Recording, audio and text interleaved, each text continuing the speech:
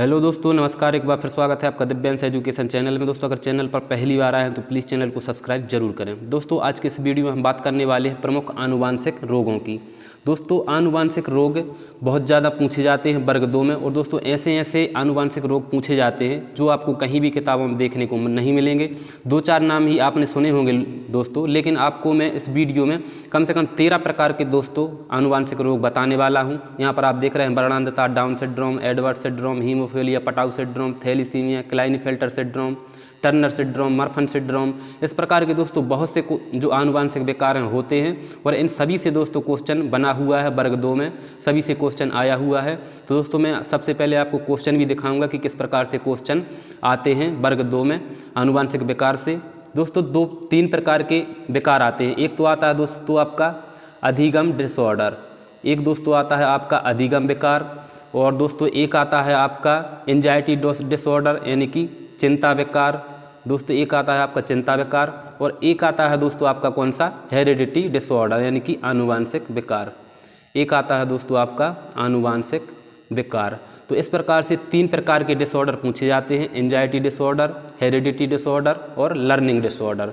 दोस्तों, आपको इंग्लिश शब्द ज़्यादा याद रखने होंगे क्योंकि इंग्लिश शब्द सीधे सीधे पूछे जाते हैं वर्ग 2 में। अगर आपके इंग्लिश शब्द जो मेन शब्द है दोस्तों, जैसे यहाँ पर डाउन सिंड्रोम है, तो आपको इसको इंग्लिश में भी, यह इंग्लिश ही नाम है इसका, डाउन सिंड्रोम। बहुत से ऐसे होते हैं कि उनका जो नाम है हिंदी में अलग होता है और इंग्लिश में अलग होता है, तो आपको इंग्लिश नाम बिल्कुल खास कर याद रखना है। सिर्फ उस पॉइंट का नाम याद रखना है जो मेन है, क्योंकि ज़्यादातर जो वर्ग 2 में है इंग्लिश वर्ड पूछे जाते हैं। तो इन सभी से दोस्तों बहुत ज़्यादा क्वेश्चन आते हैं। आपको एक प्रश्न पत्र ऐसा नहीं मिलेगा जहाँ से डिसऑर्डर ना पूछा गया हो। तो तीनों प्रकार के डिसऑर्डर दोस्तों हम अलग अलग टॉपिक में पढ़ने वाले हैं। सबसे पहले हम डिसऑर्डर को पढ़ेंगे, इसके बाद दोस्तों हम हैं जो थ्योरी स्टार्ट करेंगे पावलोव वगैरह, जीन पियाजे वगैरह की। और दोस्तों, आपको इसकी प्लेलिस्ट भी मिल जाएगी मेरे चैनल पे। आप प्लेलिस्ट पे जाएंगे तो वहाँ पर आपको न्यू टॉपिक, वर्ग 2 में पूछे जाने वाले न्यू टॉपिक, इसमें मैंने जो न्यू टॉपिक आ रहे हैं दोस्तों जहाँ से क्वेश्चन बनते हैं वह प्लेलिस्ट डाली हुई है, तो आप प्लेलिस्ट पर जाकर भी देख सकते हैं। तो दोस्तों, सबसे पहले मैं आपको दिखाना चाहूँगा क्वेश्चन कि सब क्वेश्चन कैसे आते हैं आनुवंशिक विकार के। अगर कोई भी आप टॉपिक पढ़ रहे हैं तो सबसे पहले एक इमेज क्रिएट कीजिए कि जो इससे क्वेश्चन आता कैसे है। हम यह टॉपिक पढ़ रहे हैं तो क्यों पढ़ रहे हैं, किस प्रकार का टॉपिक इस मतलब क्वेश्चन इससे आएगा, इस टॉपिक से। तो सबसे पहले आप क्वेश्चन को देखें जो वर्ग 2 में आए हुए हैं, किस प्रकार के क्वेश्चन इस टॉपिक से बने हैं। दोस्तों, यहाँ पर आप देख रहे हैं जो पहला क्वेश्चन है कि कौन सा आनुवंशिक विकार केवल महिलाओं में पाया जाता है। दोस्तों, यह बिल्कुल सिंपल क्वेश्चन है। जैसे ही आप इस टॉपिक का अध्ययन कर लेंगे तो यह क्वेश्चन बिल्कुल आपका सिंपल उंगलियों पे हल हो जाएगा, बिल्कुल भी कठिन यह क्वेश्चन नहीं है। अगला क्वेश्चन है किसी की नाक का आकार किसके द्वारा निर्धारित होता है। तो दोस्तों, कभी कभी बहुत सिंपल क्वेश्चन भी आ जाते हैं। और अगला क्वेश्चन है एक्सरे विकिरण को खालिस्तान विकार के मुख्य कारण के रूप में जिम्मेदार ठहराया जाता है। यह दोस्तों थोड़ा सा डिफिकल्ट क्वेश्चन है, लेकिन अगर आप इसको पढ़ लेंगे, पूरा अध्ययन कर लेंगे तो आपसे यह क्वेश्चन भी बन जाएगा। यह भी आपसे बिल्कुल सरल क्वेश्चन हो जाएगा। और दोस्तों, जो अगला क्वेश्चन है हृदय विकार के साथ कौन सी आनुवंशिक समस्या संबंधित है। तो आप देख रहे हैं दोस्तों कि वही विकार यहाँ आपको देखने को मिलेंगे जो आनुवंशिक हैं, टर्नर, डाउन, ऑटिज्म, ADHD। दोस्तों, ये आपके जो विकार दिए गए हैं यहाँ पर, एक यह सामाजिक विकार में आता है, ये आता है दोस्तों आपका ADHD तनाव चिंता विकार में। तो इनका हम अध्ययन अलग से करने वाले हैं, इस टॉपिक में आज हम नहीं करेंगे।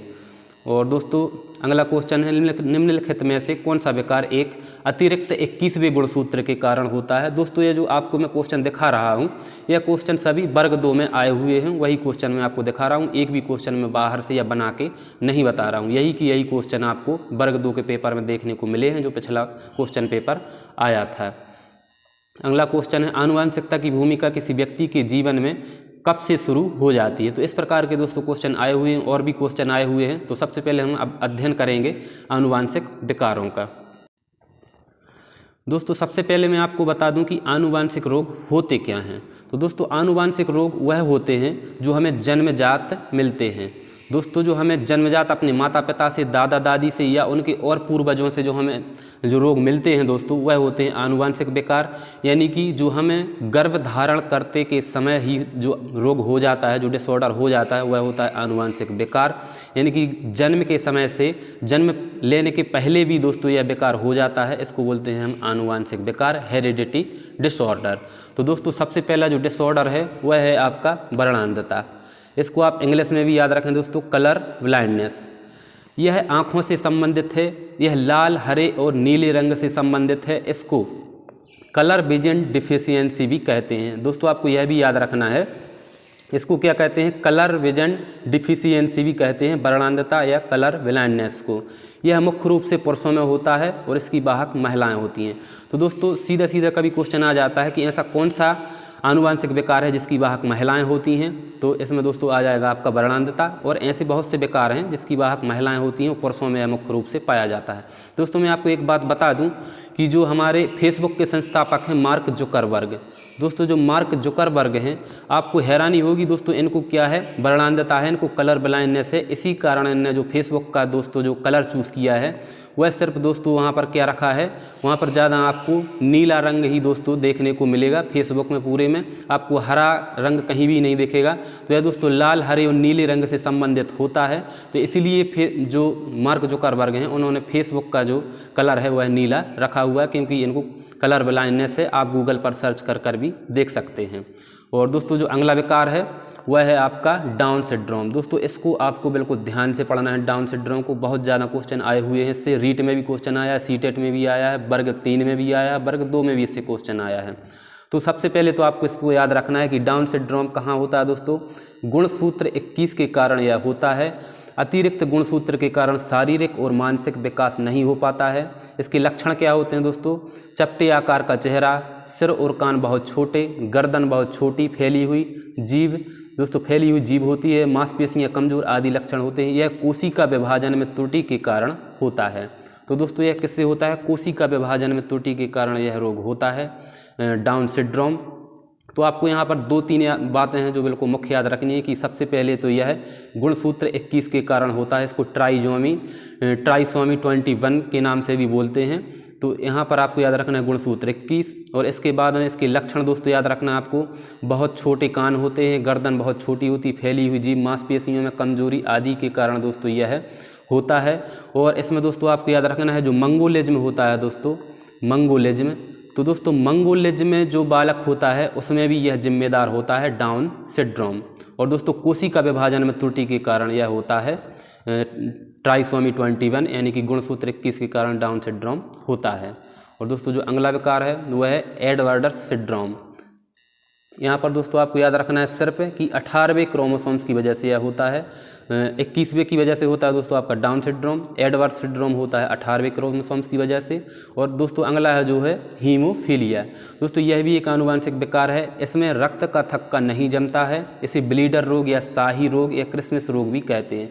अब दोस्तों इसको शाही रोग इसलिए बोलते हैं कि दोस्तों एक जो मतलब प्रचलन है एक बात कि सबसे पहले यह है जो रोग हुआ था दोस्तों इंग्लैंड की महारानी एलिजाबेथ को हुआ था, इसलिए इसको शाही रोग भी बोलते हैं, हीमोफीलिया रोग को। दोस्तों यह मुख्य रूप से पुरुषों में होता है, स्त्रियां इसकी वाहक होती हैं। तो जो इंग्लैंड की महारानी है दोस्तों एलिजाबेथ, ऐसा माना जाता है कि सबसे पहले यह एलिजाबेथ को हुआ था, जिसके कारण जो इसको शाही रोग भी बोला जाता है। तो आपको यहाँ पर याद रखना है कि हीमोफीलिया क्या है, एक आनुवांशिक रोग है। इसमें रक्त का थक्का नहीं जमता, इसलिए इसको ब्लीडर रोग या शाही रोग के नाम से भी जाना जाता है। और दोस्तों जो अगला विकार है वह है पटाऊ सिंड्रोम। दोस्तों पटाऊ सिंड्रोम की आपको मैं एक ट्रिक बताऊंगा, बहुत ही सिंपल ट्रिक है, लेकिन उसको कोई अन्यथा ना लेना, सिर्फ याद करने के लिए वह ट्रिक है। यह गुणसूत्र, यह भी क्या है, गुणसूत्र विभाजन के कारण होता है। 13वां गुणसूत्र अतिरिक्त मात्रा में पाया जाता है। तो दोस्तों यहाँ पर आपको बिल्कुल ध्यान रखना है कि जो पटाऊ सिंड्रोम है वह 13 गुणसूत्र के कारण होता है। आपका जो एडवर्डस है वह होता है 18वें, और आपका जो डाउन सिंड्रोम है वह होता है 21वें गुणसूत्र के कारण। सीधा सीधा क्वेश्चन आता है कि 13वें गुणसूत्र में विसंगति के कारण कौन सा विकार हो जाएगा, तो वहाँ पर आपका आएगा पटाऊ सिंड्रोम। और दोस्तों इसको याद रखने की ट्रिक है, कोई भी अन्यथा ना ले, इसको सिर्फ याद रखने के लिए आप यह अपना सकते हैं। दोस्तों इसमें है 13 को पटाऊं, 13 को पटाऊं, तो 13 को पटाऊं यानी कि 13 से पटाऊ सिंड्रोम। और दोस्तों जो अगला है वह है थैलीसीमिया। दोस्तों थैलीसीमिया में क्या है, हीमोग्लोबिन निर्माण की प्रक्रिया में गड़बड़ी हो जाती है एवं रक्त क्षीणता हो जाती है। तो थैलीसीमिया की वजह से क्या है, जो आपका रक्त निर्माण की प्रक्रिया है यह धीमी हो जाती है। यह भी आपका एक आनुवांशिक विकार है। ये आनुवांशिक विकारों के नाम दोस्तों इसलिए आपको याद रखना है कि कभी कभी क्वेश्चन आता है कि निम्नलिखित में से कौन सा एक आनुवांशिक विकार नहीं है, तो वहाँ पर आपको 3 ऑप्शन इन्हीं में से देखने को मिल जाएंगे। एक विकार ऐसा दिया रहेगा जो आनुवांशिक नहीं होगा, तो इनके नाम तो आपको याद रखना ही है और साथ साथ इनका कारण भी याद रखना है कि किस कारण की वजह से यह होता है। और दोस्तों अगला है वह है क्लाइनफेल्टर सिंड्रोम। यह भी आपको बहुत ध्यान से पढ़ना है। क्लाइनफेल्टर सिंड्रोम, इससे क्वेश्चन पूछा जा चुका है। दोस्तों क्लाइनफेल्टर सिंड्रोम क्या होता है? यह सिर्फ पुरुषों में होता है और एक्स गुणसूत्र अतिरिक्त पाया जाता है। जहां पर दोस्तों आपको पता होगा कि पुरुषों में एक्स और वाई गुणसूत्र होता है, लेकिन यहाँ पर दोस्तों जब एक्स गुणसूत्र एक्स्ट्रा यहाँ पर आ जाता है तो दोस्तों आपको पता होगा कि पुरुषों में एक्स वाई होता है और महिलाओं में एक्स गुणसूत्र होता है। तो दोस्तों महिलाओं में जब एक्स होता है तो एक ये एक्स है जो एक्स्ट्रा यहाँ पर आ जाता है, तो पूरे महिलाओं के जो लक्षण हैं वह पुरुषों में आ जाते हैं। इसलिए दोस्तों इनको बोलते हैं कि पुरुष हैं जो वह नपुंसक भी हो जाते हैं क्लाइनफेल्टर सिंड्रोम की वजह से। आप यहाँ पर देख रहे होंगे कि इसमें छाती स्त्रियों की तरह है और जो दोस्तों जो जननांग हैं और अंडकोश हैं वह क्या होते हैं? छोटे और अविकसित होते हैं। यह पुरुष नपुंसक होते हैं। गुणसूत्रों की संख्या यहाँ पर 47 हो जाती है, क्योंकि मैं आपको बता चुका हूँ कि एक गुणसूत्र है जो एक्स्ट्रा यहाँ पर आ जाता है। कौन सा? एक्स गुणसूत्र यहाँ पर एक अतिरिक्त आ जाता है। तो कभी कभी क्वेश्चन दोस्तों पूछा जाता है कि जो एक एक्स्ट्रा गुणसूत्र पाया जाता है, क्योंकि गुणसूत्र दोस्तों 46 होते हैं तो यहाँ पर 47 हो जाते हैं, तो एक एक्स्ट्रा यहाँ पर एक्स आ जाता है, जिसके कारण क्लाइनफेल्टर सिंड्रोम पुरुषों में हो जाता है। और दोस्तों जो अगला क्वेश्चन है यह है दोस्तों टर्नर सिंड्रोम। यह सिर्फ लड़कियों में पाया जाता है। इससे प्रभावित लड़कियां कभी मां नहीं बन सकती, क्योंकि उनका अंडाशय अविकसित होता है। गुणसूत्रों की संख्या 45 होती है। इसमें प्रायः है कद छोटा, वक्ष चपटा, जननांग प्रायः अविकसित होता है। क्रोमोसोम्स XO मतलब X एक अनुपस्थित हो जाता है। इसकी उपस्थिति के कारण दोस्तों टर्नर सिंड्रोम होता है। आपको मैं बता चुका हूं कि महिलाओं में XX गुणसूत्र होता है दोस्तों, मेल के मतलब फीमेल के लिए जिम्मेदार होता है। आपको पता होगा कि जहां XX गुणसूत्र होते हैं वहां पर एक लड़की का जन्म होता है और जहां पर XY गुणसूत्र होते हैं वहां पर एक लड़के का जन्म होता है। तो जहां पर दोस्तों यहाँ पर एक X अनुपस्थित हो जाता है तो वहाँ पर एक गुणसूत्र घट जाता है, 46 की जगह 45 बचते हैं। इसलिए दोस्तों जो इनका जो जननांग है वह प्राय अविकसित हो जाता है और महिलाएं कभी मां नहीं बन पाती हैं। इसमें दोस्तों बांझपन आ जाता है। तो आपको ध्यान रखना है यह सिर्फ कहाँ पर होता है? यह सिर्फ महिलाओं में होता है टर्नर सिंड्रोम। और आपको याद रखना है कि 45 गुणसूत्र इसमें होते हैं। तो इन्हीं चीज़ों को आप 2-3 चीज़ों को याद रखना है। और दोस्तों जो अगला है वह है मर्फन सिंड्रोम। आपने कहीं भी सुना नहीं होगा दोस्तों मर्फन सिंड्रोम। यह भी एक आनुवांशिक विकार है। यहाँ पर दोस्तों विकार लिखना है, जो कि 15वें गुणसूत्र के कारण होता है। यह दोस्तों इतना इंपॉर्टेंट नहीं है, लेकिन आपको याद रखना है कि 15वें गुणसूत्र के कारण आपका मर्फन सिंड्रोम होता है। अब दोस्तों अगला है वह है फ्रीगल एक्स सिंड्रोम। यह 23वें गुणसूत्र के कारण होता है। आपको सिर्फ इतना ही याद रखना है कि फ्रीगल एक्स सिंड्रोम 23वें गुणसूत्र के कारण होता है। दोस्तों अगला है विलियम्स सिंड्रोम। तो विलियम्स सिंड्रोम है दोस्तों यह 7वें गुणसूत्र के कारण दोस्तों यह होता है। और दोस्तों इसमें क्या है? 7वां गुणसूत्र है दोस्तों यह विलुप्त हो जाता है। यहाँ पर थोड़ा सा मिसटाइपिंग है दोस्तों। यहाँ पर 7वां गुणसूत्र है जो यह विलुप्त हो जाता है। इसके कारण क्या है? विलियम्स सिंड्रोम हो जाता है। दोस्तों अगला है प्रेडर-विल्ली सिंड्रोम। यह भी 15वें गुणसूत्र में कमी के कारण होता है, प्रेडर-विल्ली सिंड्रोम। और दोस्तों एक जो हमारे मनोवैज्ञानिक थे LS पेनरोज, इनके अनुसार मानसिक मंदित, दोस्तों यहाँ पर थोड़ी सी मिसप्रिंट हो रही है। यहाँ पर मानसिक मंदित बालक है। मानसिक मंदित बालक जो कि आनुवांशिक श्रेणी में ही आते हैं। इन्होंने दोस्तों 3-4 प्रकार के मानसिक मंदित बालक बताए थे। किसने बताए थे दोस्तों? LS पेनरोज ने। तो कभी कभी क्वेश्चन दोस्तों पूछ लिया जाता है कि जो 4 प्रकार की कैटेगरी है, जैसे मंगोलिज्म, क्रीटोनिज्म, माइक्रोसेफेली और हाइड्रोसेफेली, इनका वर्गीकरण किसने किया है? तो इनका वर्गीकरण किया है दोस्तों LS पेनरोज ने, जो कि मानसिक मंदित बालक हैं और आनुवांशिक रूप में ही दोस्तों आते हैं। तो दोस्तों सबसे पहला जो बालक है, सबसे पहला दोस्तों बालक है इसमें मंगोलिज्म बालक। यह मंगोल प्रजाति के समान होते हैं। आँखें हैं दोस्तों बादामी, मुखमंडल पर तिरछापन, ओंठ पतले, गर्दन छोटी, नाक चपटी व हाथ पांव लंबे, धड़ छोटा, आवाज़ भारी होती है। इनके एंडोक्राइन ग्रंथियों में असंतुलन तथा पीयूष ग्रंथि मंद गति से प्रकट होती है। तो यहाँ पर आपको याद रखना है कि जो मंगोलिज्म बालक हैं इनकी क्या है? एंडोक्राइन ग्रंथियों में असंतुलन होता है, और पीयूष ग्रंथि मंद गति से प्रकट होती है। इनमें 46 की जगह 47 गुणसूत्र होते हैं। मंगोलिज्म को पहले लैंगडाउन ने बताया था, तो मंगोलिज्म का वर्गीकरण सबसे पहले लैंगडाउन ने किया था, और यहाँ पर 46 गुणसूत्र की जगह एक अतिरिक्त होता है, यानी कि 47 गुणसूत्र होते हैं मंगोलिज्म बालकों में। और दोस्तों जो अगला है वो है क्रियोटनिज्म बालक, यानी कि बौनापन। आपको हिंदी में भी याद रखना है बौनापन, और इंग्लिश में भी रखना है क्रियोटनिज्म। शारीरिक वृद्धि कम होती है दोस्तों, 3 फीट तक होती है। बुद्धि लब्धि 25 से 50, कान बड़े, शरीर में पर्याप्त चर्बी, थायराइड ग्रंथि की अनियमितता की वजह से मानसिक दुर्बलता उत्पन्न होती है। तो आपको यहाँ पर याद रखना है कि इनकी वृद्धि बहुत कम होती है, 3 फीट तक होते हैं, बौनापन होता है इनमें। और दोस्तों इनमें 25 से 50 जो इनकी बुद्धि लब्धि होती है, वो पर्याप्त चर्बी होती है, थायराइड ग्रंथि की अनियमितता इसमें पाई जाती है क्रियोटनिज्म या बौनेपन में। अब दोस्तों जो महत्वपूर्ण है इसमें से 2 हैं, हाइड्रोसेफेली और माइक्रोसेफेली। तो दोस्तों आपको यहाँ पर याद रखना है कि जो माइक्रोसेफेली है यह कपाली विसंगति के सिर का आकार छोटा होता है। दोस्तों कपाली विसंगति के कारण यह होता है, और दोस्तों सिर का आकार इसमें छोटा होता है। मात्र 17 इंच आकार की दृष्टि से सिर पतला और त्रिकोण आकार का होता है सिर इनका। और दोस्तों आपको यहाँ पर सबसे मेन बात याद रखना है, इनका सिर है जो मात्र 17 इंच के आकार का होता है, 17 या 18 इंच के लगभग होता है। और दोस्तों एक और है जो एक्सरे विकिरण होता है, एक्सरे विकिरण की कारण से दोस्तों इनमें क्या है, लघु शीर्षता, इसको जला शीर्षता भी बोलते हैं दोस्तों, यह पाई जाती है। मतलब इसके माइक्रोसेफेली में इसको सिर्फ लघु शीर्षता बोलते हैं, जला शीर्षता तो दोस्तों यह है आपकी हाइड्रोसेफेली। तो एक्सरे विकिरण के कारण भी आपकी माइक्रोसेफेली होती है। और दोस्तों जो अगला है आपका कौन सा है, हाइड्रोसेफेली। यह भी आपको याद रखना है। हाइड्रोसेफेली यानी कि दोस्तों आपको पता होगा कि हाइड्रो है जो पानी से संबंधित है, हाइड्रो यानी कि हाइड्रोफोबिया भी दोस्तों आपका एक होता है, जिसमें कुत्ते के काटने से आपका हाइड्रोफोबिया होता है। वैसे ही आपका हाइड्रोसेफेली है दोस्तों, इसको हिंदी में जला शीर्षता बोलते हैं।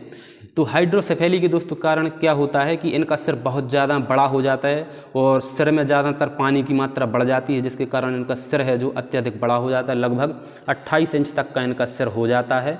और यह मस्तिष्क में सेरेब्रोस्पाइनल द्रव्य के अत्यधिक जमा होने से होता है। इसमें सिर का आकार 28 इंच तक हो जाता है।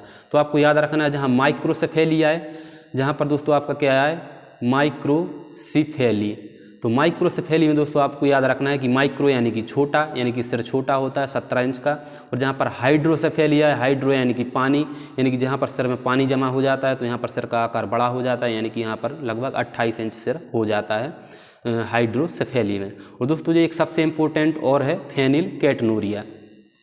तो दोस्तों आपको फेनिलकेटोनुरिया भी याद रखना है। अभी रीट में क्वेश्चन आया था, जो एग्जाम मैंने दिया था उसमें आया था कि कौन सा एक विकार है जो आनुवांशिक विकार है। तो वहाँ पर दोस्तों 4 ऑप्शन दिए थे, उसमें से सिर्फ एक ही जो था फेनिलकेटोनुरिया, इसको भी बहुत कम लोगों ने पढ़ा था कि यह आनुवांशिक विकार में आता है। तो वहाँ पर कई लोग क्वेश्चन यह गलत कर आए थे, इस पर आपत्तियाँ भी लगाई गई थी, लेकिन जो फाइनल आंसर माना गया था वह माना गया था फेनिलकेटोनुरिया। तो यह भी दोस्तों आपका आनुवांशिक विकारों में आता है। यह भी एक आनुवांशिक रोग है, एक प्रकार की मानसिक दुर्बलता है जिसका संबंध प्रोटीन उपापचय में गड़बड़ी से होता है। और दोस्तों यह क्या है, पर्यावरणीय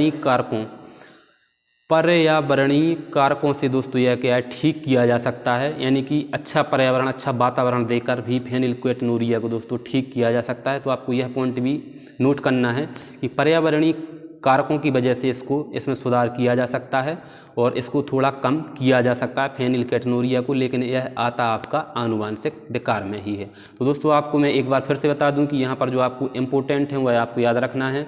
सबसे पहले आपको याद रखना है दोस्तों, कौन सा रखना है, यहाँ पर आपको याद रखना है वर्णांधता, कलर ब्लाइंडनेस, जो लाल हरी नीली रंग से संबंधित होती है, इसको कलर विजन डिफिशियंसी भी कहते हैं। और दोस्तों ये आँखों से संबंधित होता है, यह आपको याद रखना है। फिर डाउन सिंड्रोम, इसमें आपको याद रखना है कि जो 21वें गुणसूत्र के कारण यह होता है दोस्तों।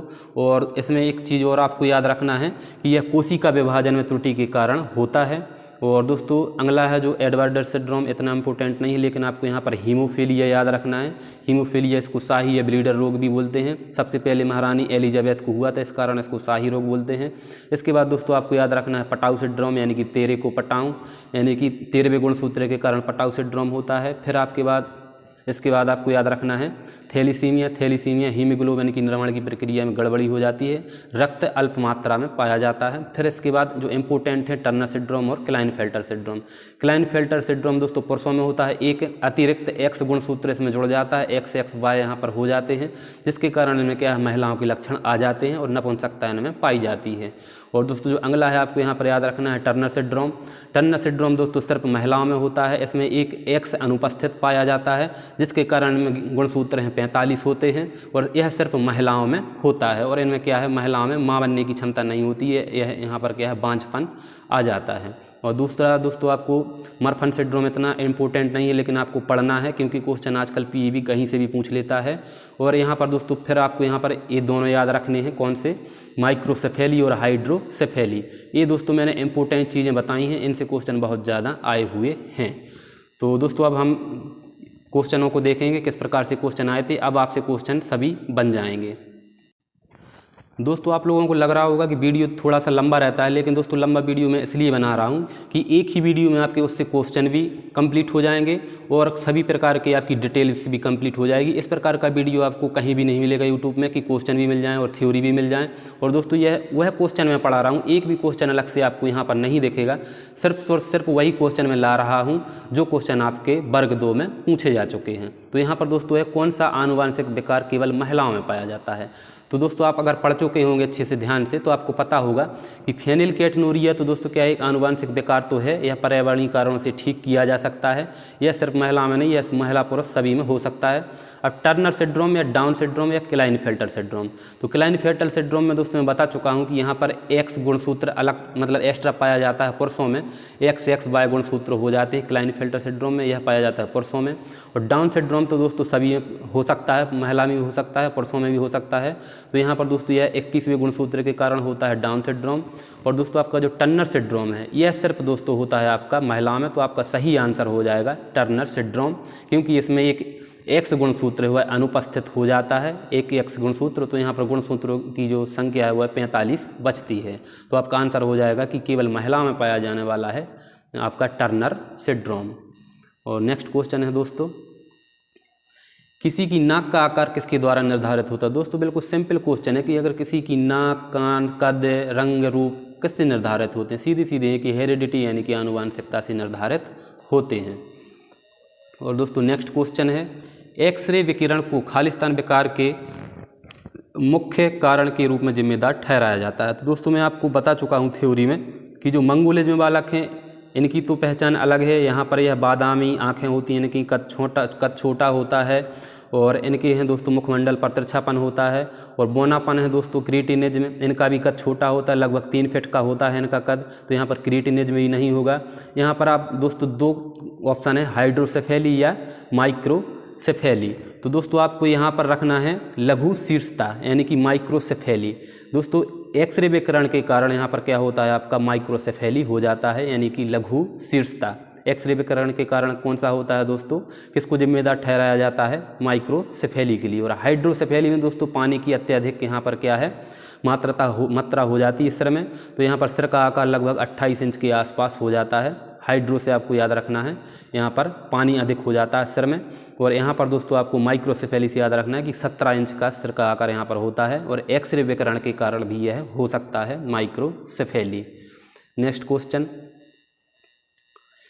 हृदय विकार के साथ कौन सी आनुवांशिक समस्या संबंधित है। तो दोस्तों यहाँ पर आपको बताना है कि हृदय विकार से कौन सी आनुवांशिक समस्या है दोस्तों आपको संबंधित है।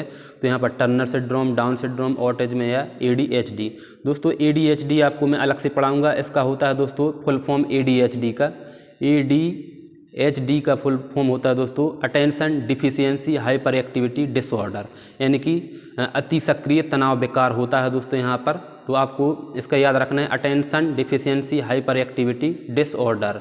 तो और जो ऑटिज्म होता है दोस्तों ये एक सामाजिक विकार होता है, इसमें बच्चा है जो सामाजिक संपर्क नहीं बना पाता है दूसरों से, तो इसमें जो सामाजिक विकार में यह आता है। ऑटिज्म दिवस दोस्तों 2 अप्रैल को ऑटिज्म दिवस मनाया जाता है। ऑटिज्म से दोस्तों बहुत ज़्यादा क्वेश्चन पूछे जा चुके हैं, इसका मैं आपको एक अलग से टॉपिक बना दूंगा ऑटिज्म और ADHD का।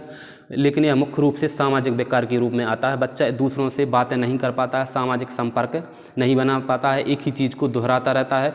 और यहाँ पर दोस्तों बालक में है जो ADHD में अत्यधिक सक्रियता होती है, किसी भी चीज़ का वह इंतजार नहीं कर पाता है। ADHD में अति सक्रियता तनाव विकार दोस्तों यह कहलाता है। तो आपको यहाँ पर बताना है कि आनुवांशिक समस्या, हृदय विकार की आनुवांशिक समस्या किससे संबंधित है, तो ये दोनों तो दोस्तों यहाँ पर होंगे नहीं। और आपका यहाँ पर टर्नर सिंड्रोम नहीं होगा, क्योंकि यह महिलाओं में होता है दोस्तों, एक गुणसूत्र कम पाया जाता है। तो आपका यहाँ पर डाउन सिंड्रोम दोस्तों, आपका यहाँ पर कौन सा आ जाएगा, डाउन सिंड्रोम आ जाएगा, जो कि गुणसूत्र 21 के कारण होता है और यह हृदय विकार के साथ भी संबंधित है। तो सही आंसर हो जाएगा आपका डाउन सिंड्रोम। दोस्तों नेक्स्ट क्वेश्चन है दोस्तों, अगर आपको लग रहा है कि ज़्यादा डीपली जा रहे हैं, आप ज़्यादा बता रहे हैं, तो दोस्तों आपको प्रत्येक अगर ऑप्शन का एक्सप्लेन हो जाएगा तो बहुत अच्छा रहेगा, क्योंकि आपका रिवीजन भी उसमें होता रहेगा। तो आपका अगर आप पूरा वीडियो लास्ट तक देखेंगे तो आपको जो ऑप्शन यहाँ पर दिख रहे हैं दोस्तों, सभी ऑप्शन आपको बिल्कुल रट जाएंगे कि कौन से ऑप्शन का क्या डिटेल है और क्या इससे संबंधित है। तो इसलिए मैं दोस्तों प्रत्येक ऑप्शन को एक्सप्लेन कर रहा हूँ, जिससे आपको प्रत्येक क्वेश्चन और प्रत्येक ऑप्शन क्या है बिल्कुल दिमाग में बैठ जाए कि इसका संबंध इस चीज़ से है, इसका संबंध इस चीज़ से है। तो इसलिए आपको पूरा वीडियो देखना चाहिए और इसलिए मैं प्रत्येक ऑप्शन को एक्सप्लेन कर रहा हूँ। अगर आप कहेंगे तो मैं शॉर्ट में पढ़ा दूंगा। निम्नलिखित में से कौन सा विकार एक अतिरिक्त 21वें गुणसूत्र के कारण होता है। दोस्तों देखो सीधा सीधा क्वेश्चन आ गया कि 21वें गुणसूत्र के कारण कौन सा होता है। तो यहाँ पर आपने अगर अच्छे से पढ़ा होगा तो आपको पता चल जाएगा कि डाउन सिंड्रोम है जो अतिरिक्त गुणसूत्र के कारण होता है। टर्नर सिंड्रोम दोस्तों महिला में होता है, 45 गुणसूत्र होते हैं। जो दोस्तों फेनिलकेटोनुरिया है, यह भी एक आनुवांशिक विकार है, लेकिन यह पर्यावरणीय कारणों से कम किया जा सकता है। और जो दरांती कोशिका आरक्तता है दोस्तों, यह सिकल सेल एनीमिया, यह आनुवांशिक में नहीं आता है। तो यहाँ पर आपका दोस्तों हो जाएगा डाउन सिंड्रोम। और नेक्स्ट क्वेश्चन है दोस्तों, आनुवांशिकता की भूमिका किसी व्यक्ति के जीवन में खालिस्तान के समय से शुरू होती है। तो यहाँ पर आपको मैं बता चुका हूँ कि आनुवांशिकता की भूमिका है जो किसी व्यक्ति के जीवन में गर्भधारण से ही क्या है स्टार्ट हो जाती है। तो यहाँ पर आपको याद रखना है कि गर्भधारण से स्टार्ट हो जाती है। दोस्तों अब क्वेश्चन इसमें हो चुके हैं और क्वेश्चन जो दोस्तों मैं आपको और करवा दूंगा अलग से इसके प्रैक्टिस सेट लेकर लास्ट में। तो एक प्रकार का मैं आइडिया यहाँ पर दिया है कि क्वेश्चन बनते कैसे हैं आनुवांशिक विकार से। अगर दोस्तों आपको सेशन अच्छा लग रहा है तो प्लीज़ वीडियो को लाइक ज़रूर करें दोस्तों, क्योंकि एक हमें मोटिवेशन मिलेगा कि हाँ लोग पसंद कर रहे हैं। तो इस प्रकार के सेशन आपको और मिलते रहेंगे। और दोस्तों अगर आपको अच्छा लग रहा है, कंटेंट अच्छा लग रहा है, तो प्लीज़ कमेंट बॉक्स में कमेंट जरूर करें कि सर कंटेंट अच्छा है और इसी प्रकार की वीडियो आप और चाहते हैं। तो कमेंट बॉक्स में कमेंट करके ज़रूर बताएं कि इस प्रकार की वीडियो आप और बनाते रहें। और जो कुछ कमी है दोस्तों पढ़ाने में भी आप थोड़ी कमेंट बॉक्स में कमेंट करें कि सर इस प्रकार से आप पढ़ाएं, तो मैं उस प्रकार से पढ़ाऊंगा दोस्तों। क्योंकि अभी वही पढ़ाना मैंने स्टार्ट किया है। कोई भी व्यक्ति है शुरुआत में ऐसा नहीं पढ़ा सकता कि कोई एक्सपर्ट हो, लेकिन अभी मैंने पढ़ाना स्टार्ट किया है। अगर आपको पढ़ाना अच्छा लग रहा है और उसमें जो कुछ कमी भी है तो आप कमेंट में ज़रूर बताएँ कि किस प्रकार से और सुधार कर सकता हूँ मैं पढ़ाई में। या अगर आप कम समय का वीडियो चाहते हैं तो कम समय का वीडियो में भी बना दूंगा। तो प्लीज़ दोस्तों चैनल को सब्सक्राइब जरूर करें और दोस्तों को भी बताएं कि जो वर्ग 2 की तैयारी अब स्टार्ट कर सकते हैं आप मेरे चैनल के माध्यम से, और दोस्तों को शेयर करें। धन्यवाद।